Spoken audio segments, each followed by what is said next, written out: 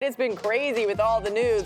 Let's take a look specifically at the quarterbacks. Just 3 QBs in this version of the mock. As you see there, Kenny Pickett to the Saints, Malik Willis to the Steelers that we just talked about, and Matt Corral to the Lions. Matt Corral's pro day is tomorrow, by the way, at Ole Miss. For more on all this, let's welcome in senior NFL draft analyst Mel Kiper Jr. Mel, so glad to have you. And you have Willis ranked above Pickett in your latest rankings, but Pickett off the board first here. Why is that? Because the Steelers, I had locked in, Laura, to Malik Willis. And I wanted to project a trade, but how far up are they going to have to go? So it would distort everything. So I left him there at 20 to see how actually today went.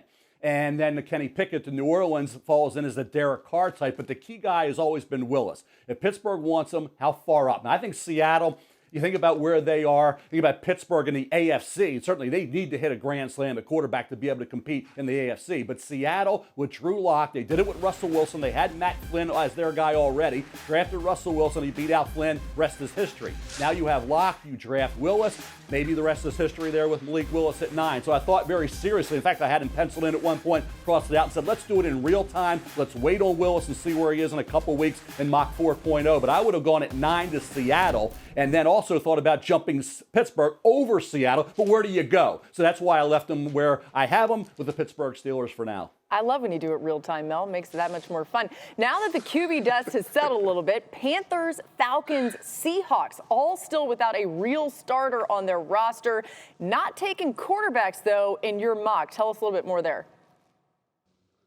You know, it was hard to push a guy. You got to trust your ratings. And if you go in, I don't think a pro day should change your mind. You're throwing, I didn't see a DBs or anybody throwing a D-line pressure in a quarterback. You're throwing against air. You know, in your environment, you control everything. I don't remember any pro days you came out of and saying, that was a disappointment. That guy just didn't look that good. 99% of the time, you come out excited because they're throwing against air, and these kids have a lot of talent. We know that. So I don't think you adjust. I'm at 18, 19, and 21 on Willis, Pickett, Corral.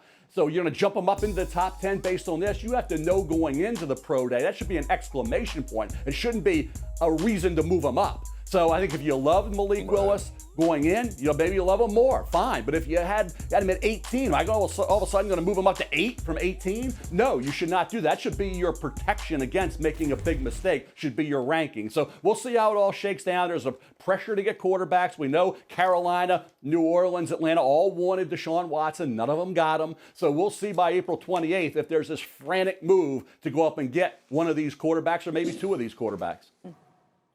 Mel, I got questions, and I know you got answers, man. So I got to get straight to it, okay? You got these quarterbacks, right? Sure. And we all are trying to wrap our head around which guy is better than the next guy, what upside is different. But, Mel, when you look at this, you know as well as anybody covering the draft for as long as you have, they will be compared to guys that are already on these rosters, right? Are we going to be better in the future or right now with a guy? So I look at Carolina, who everyone says has no quarterback. But the value at that pick for a team that needs more, obviously the quarterback is the most important position, but for a team that needs to fill out some other spots on their roster, do you think it would be worth a Kenny Pickett or a Malik Willis or a Matt Corral over a Sam Darnold, maybe on a 1-year whatever?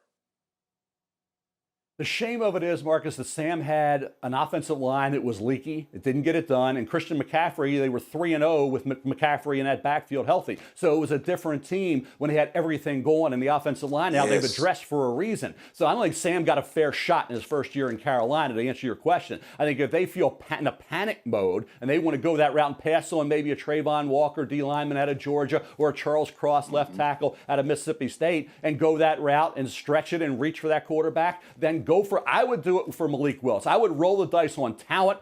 Gotcha. Herbert was the 3rd quarterback taken, 1 on talent. Josh Allen, 3rd quarterback taken, 1 on talent. I would go with Malik Willis. If you said, you got to take a quarterback at that spot, that's who it would be.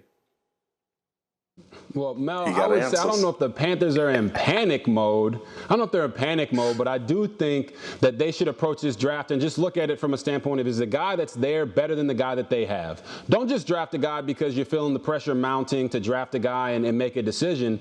But we all got to realize the Panthers coaches, they're coaching to feed their families. It's win now or never, and they're not going to be there. So I feel like when they approach this draft or free agency or maybe a trade, they have to do it knowing that whoever they bring in, they have to believe in that guy, because if they don't believe in him, there's going to be dissension in the ranks. They've already had a bunch of coaches leave, and they would rather go down on a ship that they actually believe in the guy that's throwing the ball, as opposed to just drafting a guy because everybody else is telling them to draft that guy. What do you think? Here's the issue, Robert. I think if you're Carolina, what you're saying is we need a guy right away to upgrade over Sam Darnold. Malik Willis is a developmental quarterback. Watched him the first 5 games, got 11 touchdowns, no picks. He's over 70%. Last 7 games, he's 13 touchdown passes, 12 picks, and in 4 games, he's under 57%. He was at 54% in their bowl game. So he needs some time. So to expect him to come into the NFL, remember, he was going against inferior competition as well. This wasn't playing against the best in the business here. So I think at the collegiate level. So I think you look at him as a guy in year 2, year 3, may be able to maximize all that talent. In year 1, I think you'd be asking an awful lot. We are not done with you, Mel Kiper Jr. Yeah. You're coming back later on in the show, and we've got some more questions for you. We're going to dive into those 2 really good cornerbacks. Thanks for watching ESPN on YouTube. For live streaming sports and premium content, subscribe to ESPN+.